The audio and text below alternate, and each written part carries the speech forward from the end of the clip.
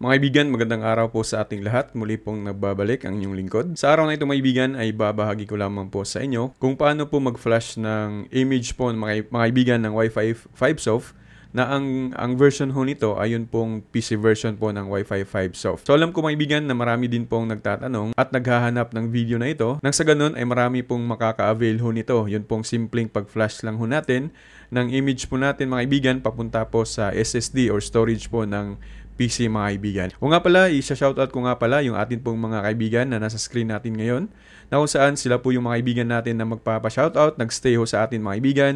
Kahit lamang po ay ilan lamang po sila ay malaking tulong na din po ang kanilang pagstay po sa atin pong YouTube channel. So ngayon mga kaibigan, sisimulan na ho natin yung pong atin pong tutorial kung paano po mag-flash. So yung unang gagawin natin ngayon ay syempre makikita nyo po sa screen mga kaibigan, kukunin po muna natin yun pong SSD or yun pong storage po ng ating PC mga kaibigan. Tanggalin ho natin ito, gaya po ng atin pong ginagawa sa video na nasa screen mga kaibigan ay ganyan lamang po at depende din po ito sa model mga kaibigan kung paano po i-open ang mini PC ho ninyo.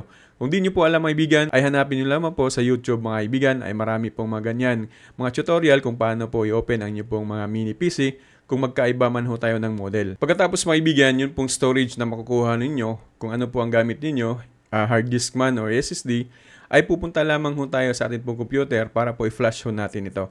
Siyempre, dapat meron ho kayong HDD docking o di kaya ay kahit anong pwede maibigan na importante sa lahat na makonect natin ito pong atin pong storage sa computer natin sapagkat napaka-importante ho talagang i-connect kasi dito ho natin siya trabahuin na kung saan i-flash ho natin ito mga kaibigan. So pagkatapos pong maibigan na malagay na po ninyo yun pong inyong pong SSD or storage sa inyo pong HDD docking or tapos na po ito nating i-connect sa atin pong computer, i-double check lamang ho natin kung ito po ba ay makikita sa atin pong computer. So dito mga kaibigan, dapat makita ho natin dito yun pong atin pong inilagay na storage pero sa ngayon ay hindi ho natin nakikita. Kung ganito po ang sitwasyon ninyo mga kaibigan na hindi din po ninyo makikita yun pong storage or SSD na atin pong inilagay sa computer, ay ganito lamang po ang ating gagawin. So punta lamang ho tayo sa search bar ho natin, hanapin ho natin ang computer management. Yan mga kaibigan, computer management, click lamang to. Tapos dito mga kaibigan sa storage, click lamang, double click ang storage. Tapos ito pong disk management, local. Double click lang po yan mga kaibigan.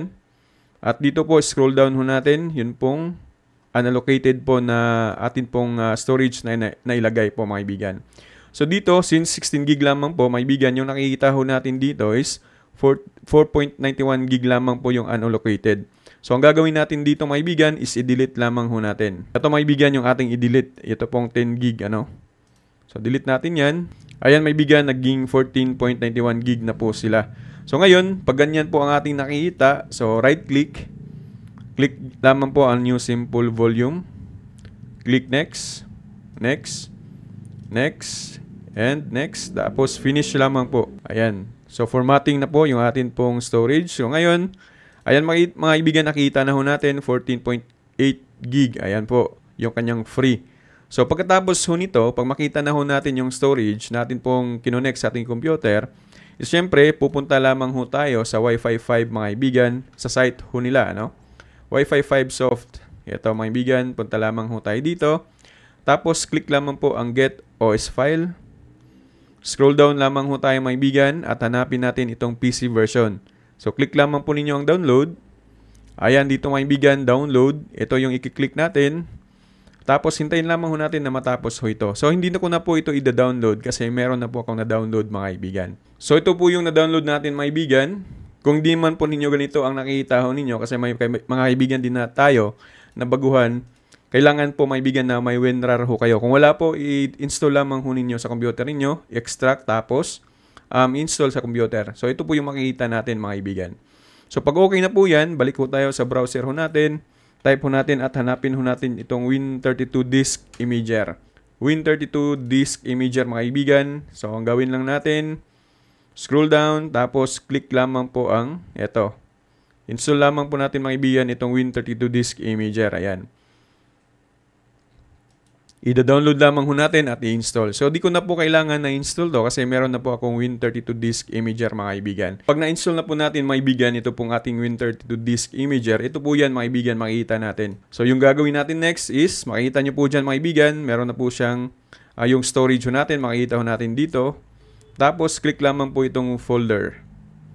So sa folder mga kaibigan, sa download section natin, makita ho natin to. Double click or click lamang po natin ang open. Tapos dyan mga kaibigan, i-click lamang po natin ang right. Tapos click lamang po ang yes.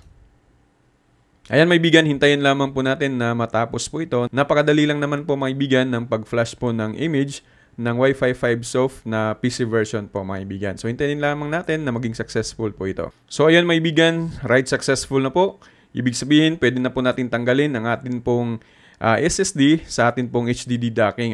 So disconnect na natin siya sa atin pong computer. At ngayon mga kaibigan ay pupunta tayo doon sa atin pong PC or mini PC natin pong gagamitin. So ito po yung ating gagawin mga kaibigan. Ibalik lamang ho natin. At pagkatapos nyan mga kaibigan, ay gagawin lang natin dito is i-open na po natin itong ating computer or yung PC natin. Kung ano mo pong gamit natin mga kaibigan, at automatic po ito na magbuboot yun pong image ng Wi-Fi 5 Soft. Siguro wala pong 1 minuto mga kaibigan ay matatapos na ho ito at i-refresh po ninyo mga kaibigan. Again, i-refresh ninyo or i-restart ho ninyo or di kaya ay i-off ninyo ang inyo pong computer. Tapos ibalik nyo lamang po ninyo mga kaibigan at hanggang magiging successful po yan at pwede na po natin gamitin ang atin pong PC version na Wi-Fi 5 Soft. So ang kulang po nito mga kaibigan ay sa vendor na lamang po. So yun lang naman po ang kulang nito at talagang magagamit na natin siya as Piso Wi-Fi na PC version po mga kaibigan.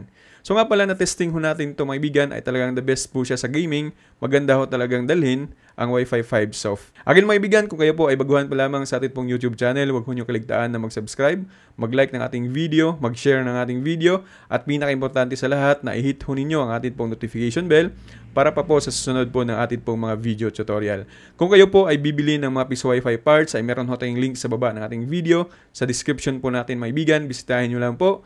At dyan po ninyo makita at mabibili lahat po ng mga legit stores natin at murang-mura na Piso Wi-Fi parts mga kaibigan. So yan naman po sa araw na ito.